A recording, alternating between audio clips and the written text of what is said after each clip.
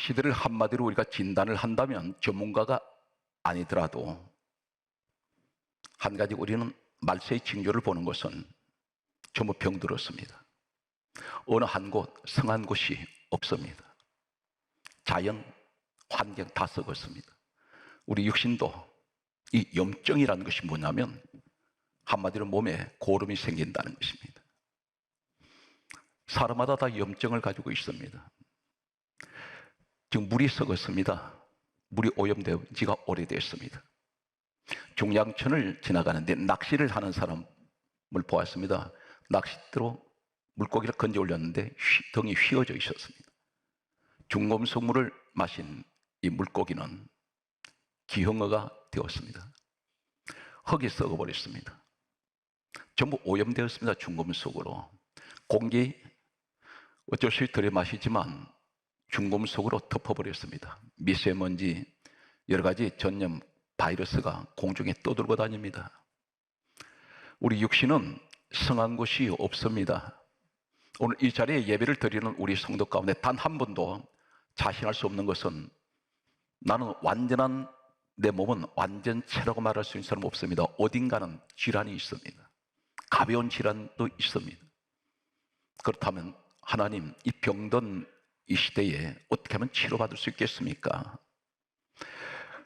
한 가지 약을 복용한 데 있어 한 가지 병 치료되었더니 몸에 여러 가지 질병이 있습니다. 어떻게 하면 이 사회를 치료할 수 있겠습니까? 사회가 병들어 버렸습니다. 전부 밖에 나가면 앓는 소리만 들립니다. 원망의 소리, 불평의 소리, 불만의 소리, 죽이는 소리, 미워하는 소리, 전부 질투, 시기의 소리만 들려옵니다. 어느 한 곳에서 덮어주는 소리가 들리지 않았습니다. 정치권을 보게 되면 원수도 그런 원수가 없습니다. 서로 죽일 듯이 총칼만 들지 않았지 사람을 죽일 것 같습니다. 이러한 시대를 살아간 우리들에게 하나님께서는 우리에게 어떻게 하면 우리 모든 것을 고칠 수가 있겠습니까? 우리에게 질문을 했더니 오늘 하나님께서 여기에 대한 답변을 우리에게 하고 계십니다. 교회를 나오시는 분들 가운데 신앙생활에서 내 방법대로 신앙생활을 하는 분들이 있습니다. 내 방법대로, 내 생각대로 하나님을 믿는 사람이 있습니다. 늘 자기 기준입니다. 이 사람은 반드시 실패합니다. 그런데 하나님 방법대로 신앙생활을 하는 사람이 있습니다. 내 의지와 상관없습니다. 성경 말씀은 어떤 사람은 실패하고 성공할까요? 베드로전서 2장 8절 말씀으로 접근합니다.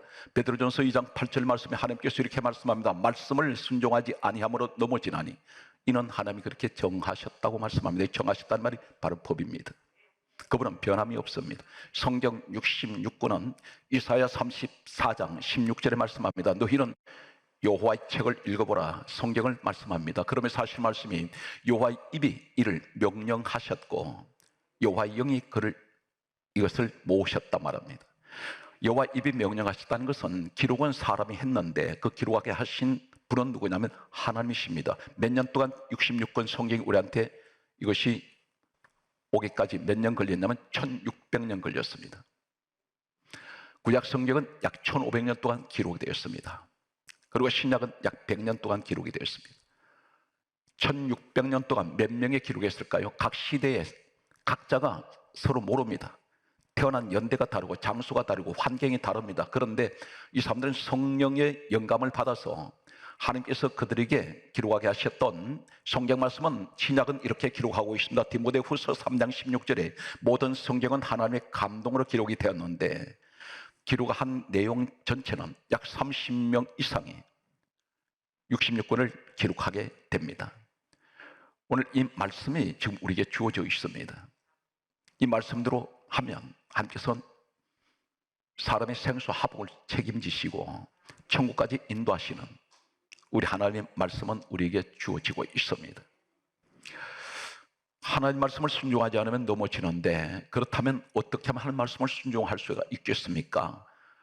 오늘 성경 말씀은 이렇게 기록합니다. 출애굽기 15장 26절 말씀을 보게 되면 나는 너희를 치료하는 여호와 하나님이라. 여기 치료, 라파를 말씀하고 있습니다. 나는 너를 치료할 수 있는 하나님이다. 우리가 치료하면 내 몸만 치료하는 것이 아니라 나는 너의 환경을 치료할 수가 있고 고칠 수가 있고, 이 라파르마는 고치시다, 치료하시다 이 뜻을 가지고 있습니다. 하나님께서는 자연 만물을 다 치료하십니다. 우리 몸도 치료하십니다. 무엇으로 치료하십니까? 말씀을 통해서 치료하십니다. 오늘 현장이 되시길 바랍니다. 이제 치료하신 하나님을 소개합니다. 우린 대개가 기도하실 때 기도만 하면 다 된다고 믿습니다. 맞습니다. 그런데 기도 앞에 하나님께서 우리가 놓치고 있는 것이 있다는 것입니다. 결정적인 기도하기 앞서서 반드시 해야 될 일이 있습니다. 그 과정을 우리가 무시해버린다는 것입니다.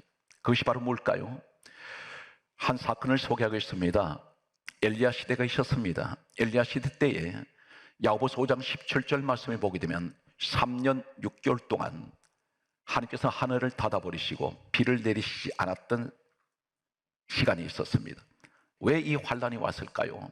우상을 섬겼던 엘리야 시대 때에 하나님께서는, 우리 이렇게 생각합니다. 엘리야가 기도해서 하나님께서 하늘문을 열어주시고 비를 내리셨다, 이 결론만 얘기를 합니다. 그런데 그렇지가 않습니다.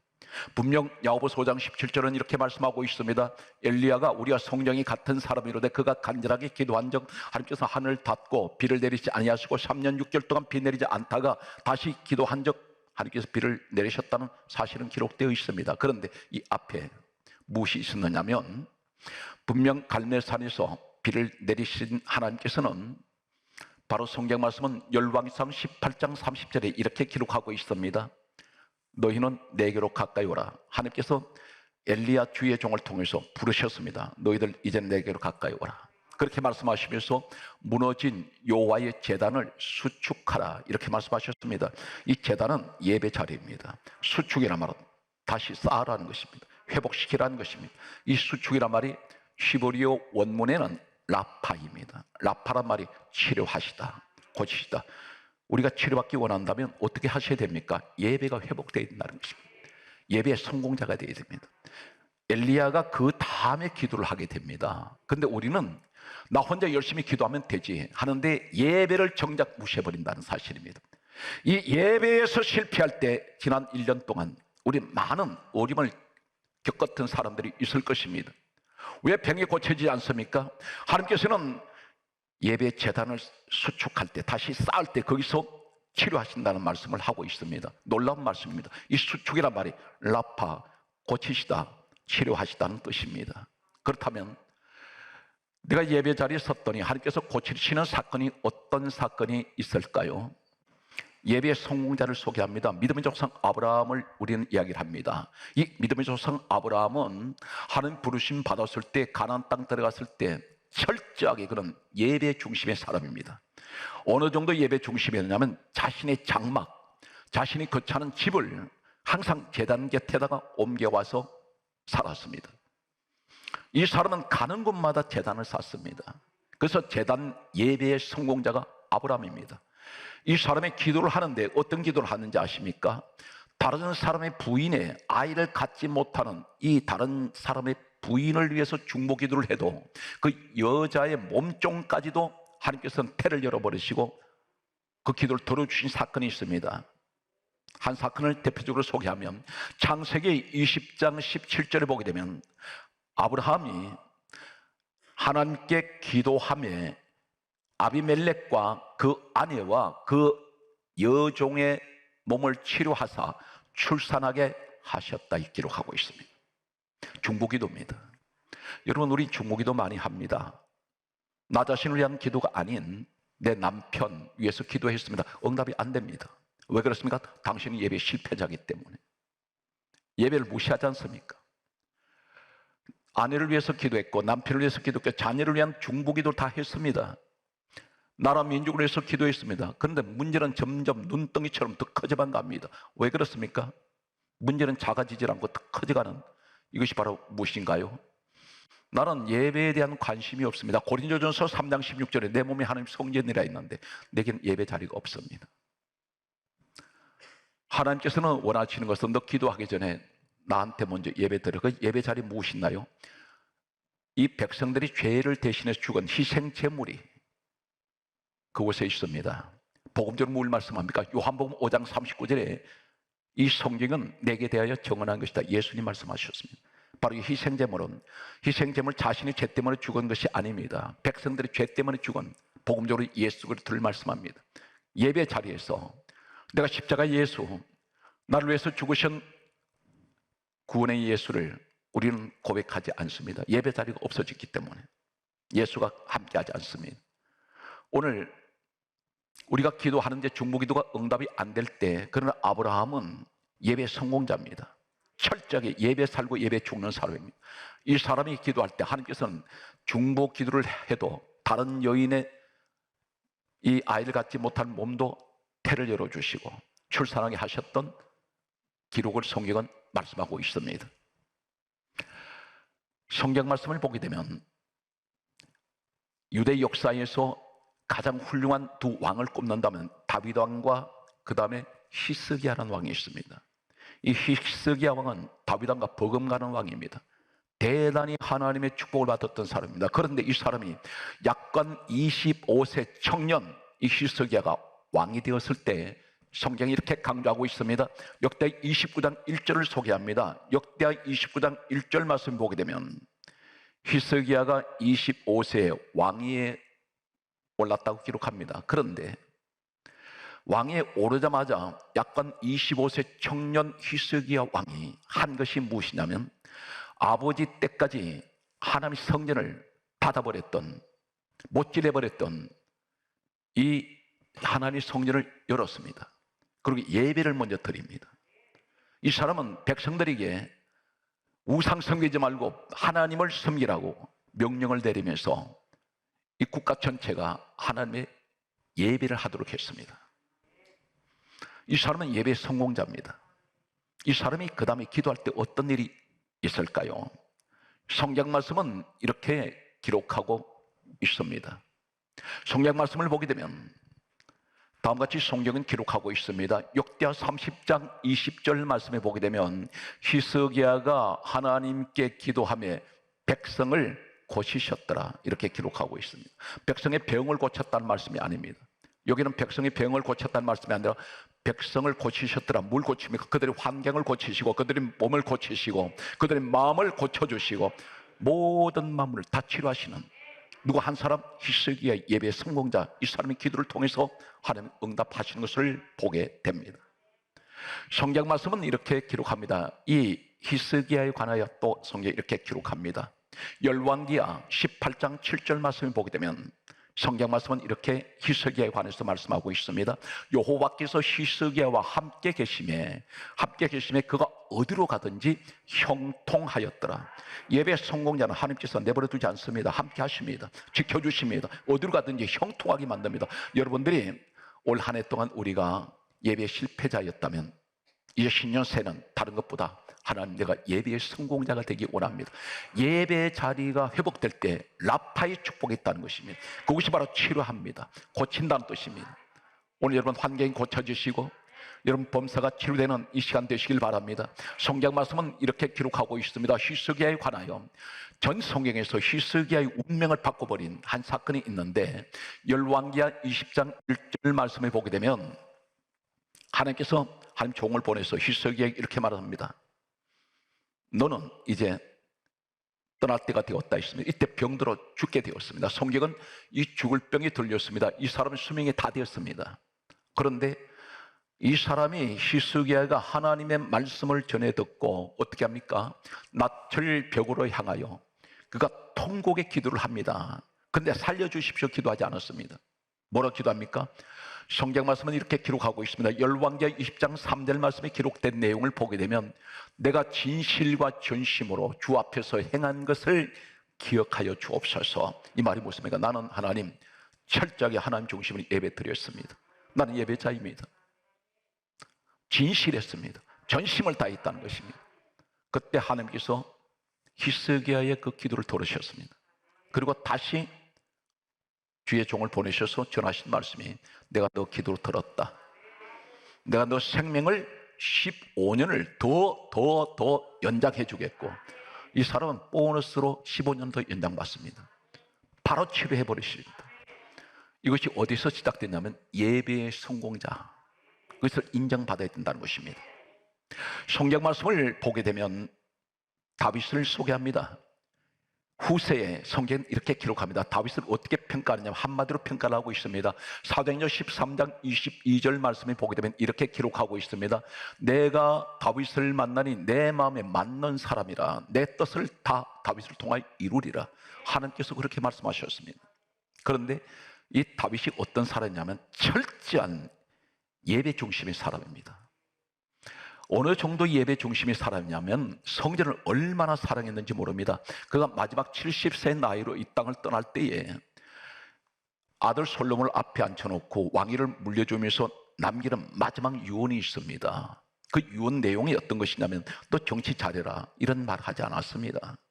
단 한마디, 역대상 22장 14절 말씀에 오게 되면 내가 환난 중에 여호와의 성전을 위하여 금 10만 달란트, 은 100만 달란트, 녹과 철을 무게를 달 수 없을 만큼 많이 예비해 두었으니 준비해 두셨다는 것입니다. 그러면서 하는 말이 너는 더 하라.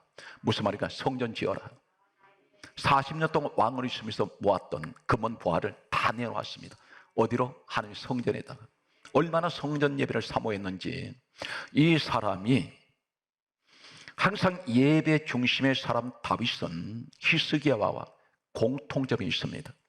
이 사람이 예배 성공자였던 이 다윗은 항상 몸이 아팠던 기록이 있습니다. 그 내용 가운데 시편 6편 2절을 보게 되면 다윗이 이렇게 시를 기록하고 있습니다. 여호와여 내 몸이 수척하오니, 몸이 말라가고 있습니다. 내 몸이 수척하오니 내게 은혜를 베푸소서. 여호와여 내 뼈가 떨리오니, 이 사람은 일어날 기력이 없습니다. 너무 몸이 마르고 연약해서 병이 들어서 쇠약했습니다. 내 뼈가 떨리오니 나를 고치소서. 이 고치소서, 이 말이 바로 열왕기상 18장 30절에 제단을 수축하라, 이 예배를 회복시키는 수축 라파가 바로 이 고치소서 이 라파와 같은 히브리 원문을 쓰고 있습니다. 이 사람이 기도를 할 때 어떤 응답이 떨어집니까? 성경 말씀은 시편 30편 2절에 이렇게 고백하고 있습니다. 내가 주께 부르짖으며 나를 고치셨나이다. 나를 고치셨다는 것입니다. 이 고치셨다, 이 말이 라파입니다. 같은 예배의 재단을 회복시켰더니 하나님께서 나를 고치셨다는 것입니다. 예배 성공자들에게 주시는 축복입니다. 항상 그 전제가 어떤 것입니까? 아브라함, 히스기야, 다윗, 이 사람들은 공통점 하나는 반드시 예배의 자리에서 이 사람들은 기도한다는 사실입니다. 성경 말씀은 이렇게 계속되는 다윗의 고백을 소개합니다. 성경 말씀을 보게 되면 시편 41편 3절 말씀에 보게 되면 이렇게 기록합니다. 여호와께서 그의 병상을 붙드시고, 병도로 누워있는 자리를 붙드시고 놀라운 말씀을 합니다. 그가 누워 있을 때마다, 병이 들어 누워 있을 때마다, 이 말이 무슨 말입니까? 자주 병들었다는 것입니다.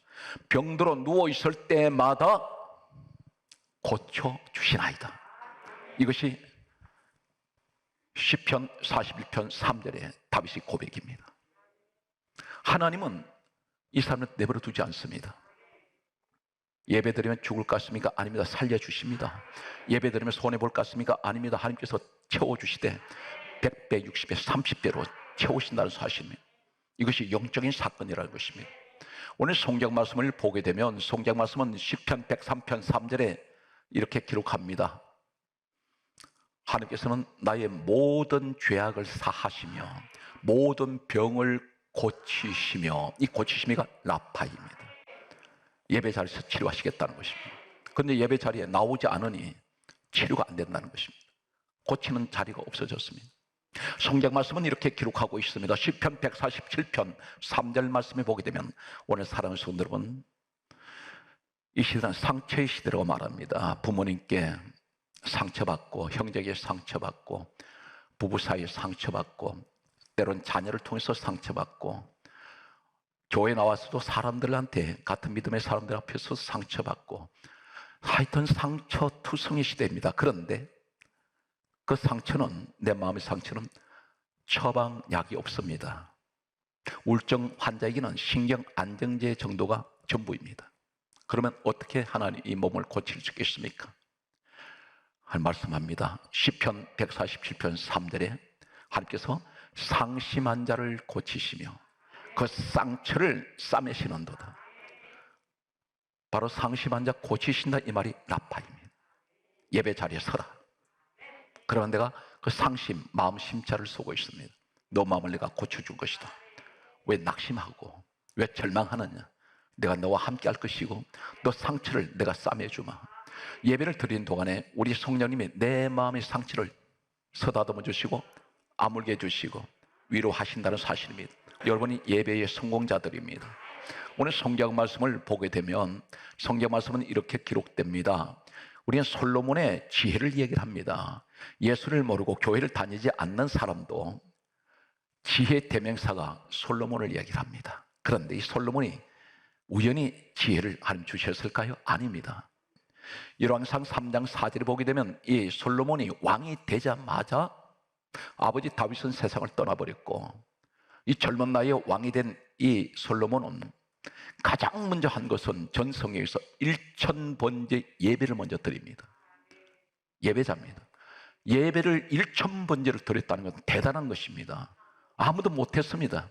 이 사람은 철저하게 예배 중심의 사람으로서 하나님 앞에 1000번째 예배를 드렸을 때에 하나님께서 꿈에 솔로몬에게 나타나셨습니다.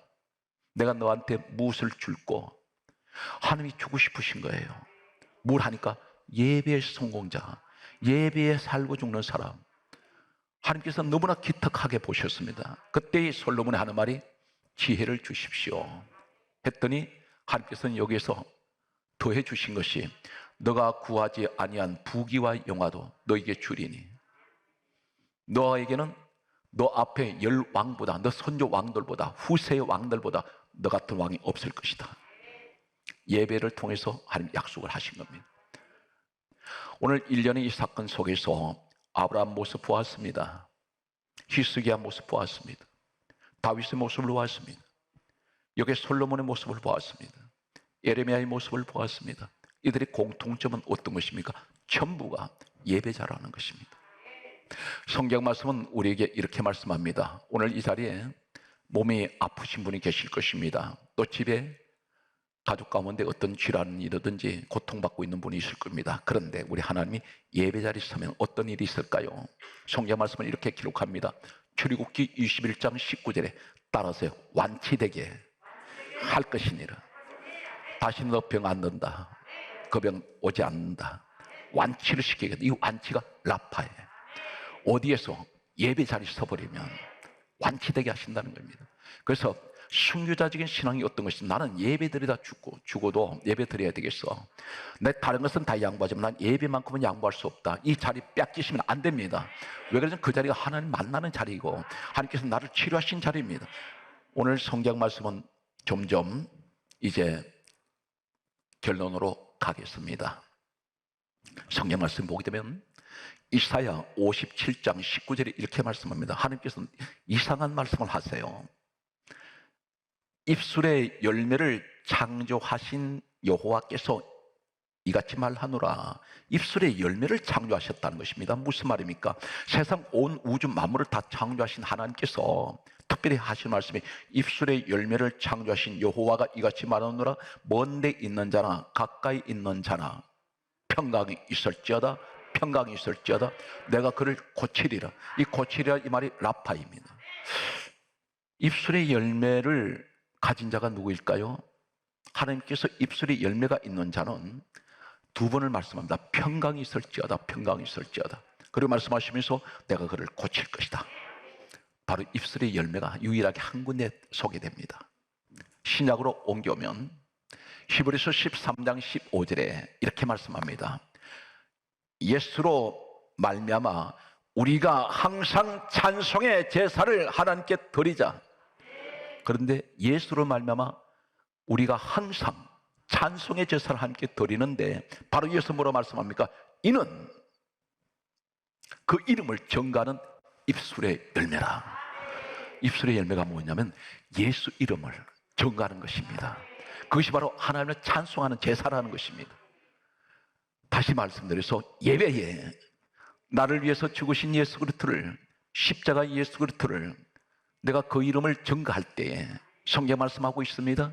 이것이 하나님 앞에 드려지는 찬송의 제사인데 이것이 입술의 열매라. 이 입술의 열매가 있으면 어떻게 말씀합니까? 너에게 평강이 있을지어다, 평강이 있을지어다. 그리고 내가 너를 고칠지라. 오늘 사랑하는 성도 여러분 치료받으시기 바랍니다. 이 시간에 어떤 확신을 가져야 됩니까? 어떤 믿음을 가져야 됩니까? 나는 오늘 예배 자리에서 나는 하나님 나파의 축복을 받았습니다. 내 머리부터 발끝까지 모든 지체가 다 치료받았으며 내 환경에 병든 것들이 치료받았으며 주여 이 민족의 사회가 병들어 있는 것이 다 오염된 것들이 다 깨끗하게 고쳐주시고 치료하시는 자리가 바로 오늘 예배 자리인 것을 나는 믿습니다. 오늘 성경 말씀은 이렇게 결론을 맺습니다. 성경 말씀을 보게 되면 이사야 43장 21절에 하나님 사람을 지으신 목적을 한 가지 말씀합니다. 이 백성은 내가 나를 위하여 지었나니, 누구를 위하여? 하나님을 위하여 지었나니 나를 찬송하게 하려 함이라. 그것이 예배라는 것입니다. 이 찬송이란 말은 예배입니다. 하나님을 예배하기 위해서, 그분 영광을 위해서 우리가 지원받았습니다. 사랑하는 성도 여러분, 여러분이 이 땅에 살면서 생육하고 번성하고 충만하고 정복하고 다스리는 축복받기 원하십니까? 그렇다면 전제가 어디 있습니까? 사람을 6일째 날 하나님이 사람 지으셨을 때에 가장 먼저 하신 말씀이 창세기 1장 18절에 복을 주어 생육하라. 이것이 건강의 복이에요. 생육하며 번성해라, 충만해라, 정복하라, 다스리라. 이 충만은 외적인 것이 아니라 내적인 겁니다. 우리가 무슨 축복이 충만하다 말이 안 맞는 얘기입니다. 내 마음에 기쁨이 충만하다, 은혜가 충만하다. 그러니까 내적 외적 축복을 약속하는 이 복이란 말에는 우리는 세상 복으로 알고 있습니다. 그런데 그것이 아니에요. 상식을 깨뜨려 버립니다. 이 복이란 말이 때론 평생 내가 예수를 믿고 교회를 다녔는데도 창세기 1장 28절 이 복이라는 의미를 몰랐던 사람들이 너무 많다는 사실입니다. 이 복의 히브리 원문에는 바라크입니다. 이 바라크라는 히브리 원문이 뭐냐면 무릎 꿇다입니다. 무릎 꿇는 게 무엇입니까? 예배드리다. 기도하기 위해서 무릎 꿇고, 기도하기 위해서 엎드리고, 하나님 앞에 엎드린다는 것입니다. 다시 말해서 예배를 말씀하고 있습니다. 예배를 드리는 이 사람은 바로 뭘 말합니까? 너에게는 생육하며 번성하며 충만하며 정복하며 다스려라. 이 복을 주시고 있습니다.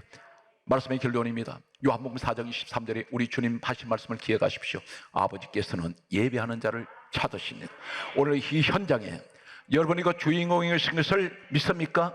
여러분 예배자의 축복에 함께 하시기를 주의 손으로 축원합니다.